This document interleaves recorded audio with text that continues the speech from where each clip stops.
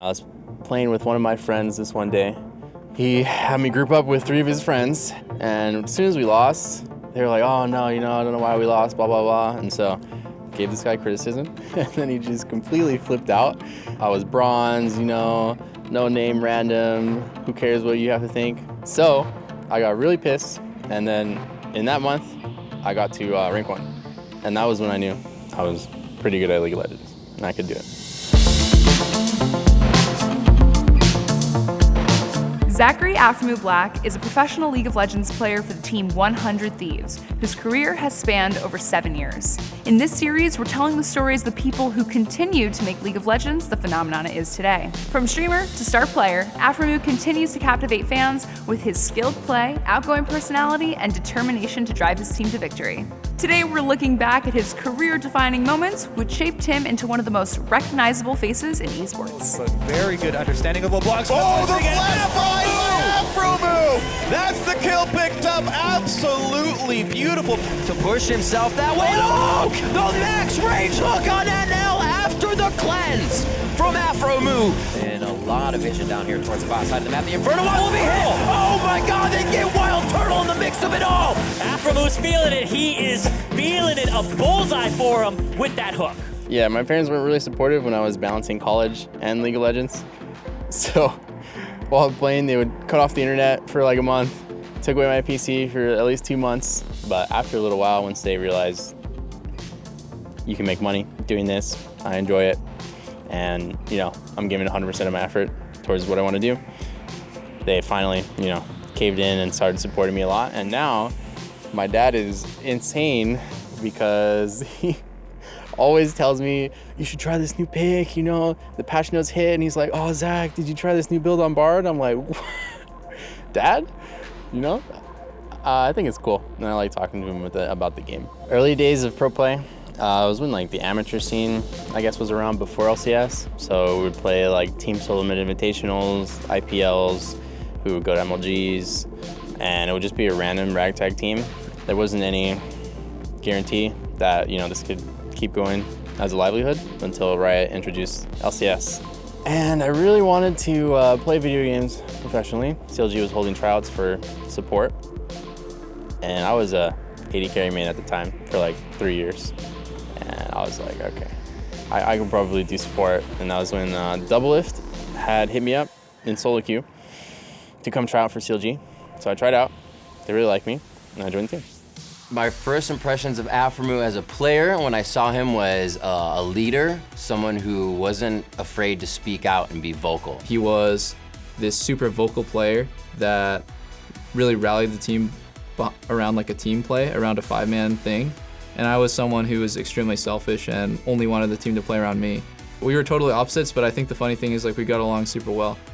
We became friends instantly, and we've been friends ever since. You brought 2 of the biggest personalities together for the first time in what was Rush Hour and Doublelift and Aphromoo, and it was on one of the biggest teams. I mean, TSM and CLG were up there like the pinstripes, the Yankees, the Mets. They're always fighting for the pennant, and now you have 2 of them on the same team. It just ignited this sort of fandom, and I don't know what started it all. I'm not sure exactly, but you had some of those popular players who were very, very good, who put together a duo, and CLG was pretty good. Freak came by and said something about Rush Hour, and then everyone started spamming Rush Hour after that. And then once we got to LCS, and since we were performing so well, best bottom lane, that name just stuck. We were Rush Hour, and every bot lane knew that they were playing against Rush Hour. It was going to be impossible to win. And Tip missing. Oh, the flash hook! They got him! Xiao goes down. That was beautiful. They're not even done yet. Can they get more? The Q lands onto Adrian. They're going to get the stun with one more hit. They get him. Way too close now for CLG. Triple kill for Turtle. Looking for the Quadra. Not going to get it that time. It's a triple for Doublelift. He's looking for Bjergsen.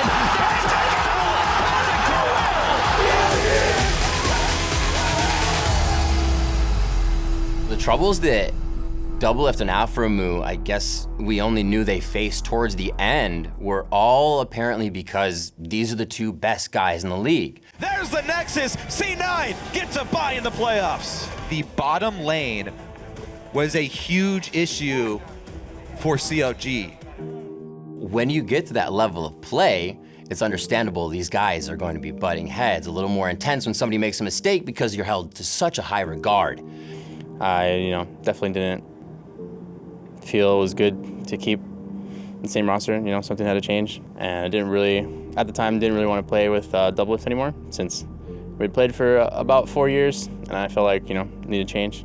I think when, I got the news that Aphro issued the ultimatum that he wanted me off the team or he was gonna leave, then I was definitely really salty, but after a while, after my initial kind of bitterness towards the situation, I realized that that's fine. I wish that he had told me just more bluntly that he had a problem with my attitude or he had a problem with the things I did in the past, but it also takes some ignorance on my part to not realize it. So after a while, I think it was fine.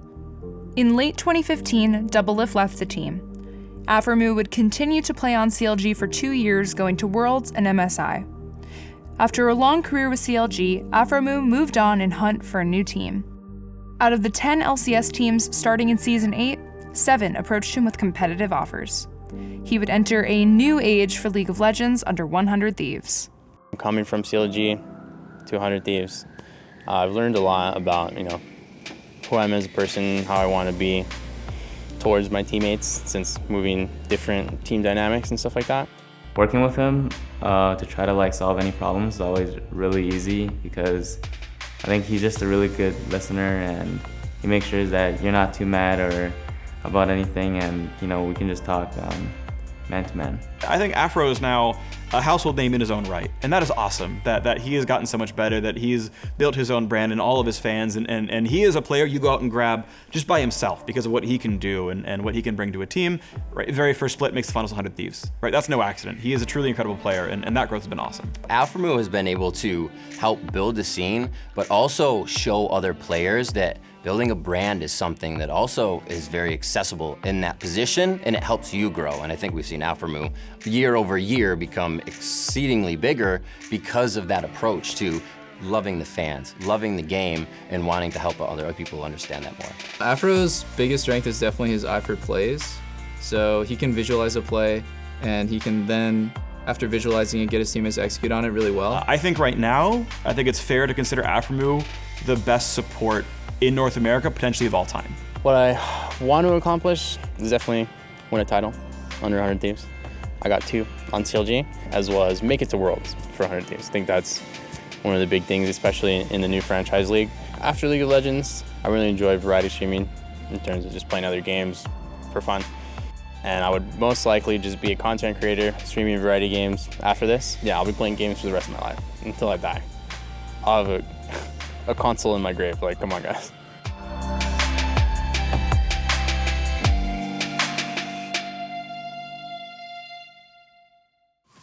In the next episode of this series, we're going to be breaking down the science of play with pros and analysts to figure out what's going on in our brains when we're playing an intense game like League of Legends, and what separates everyday players from truly great competitors.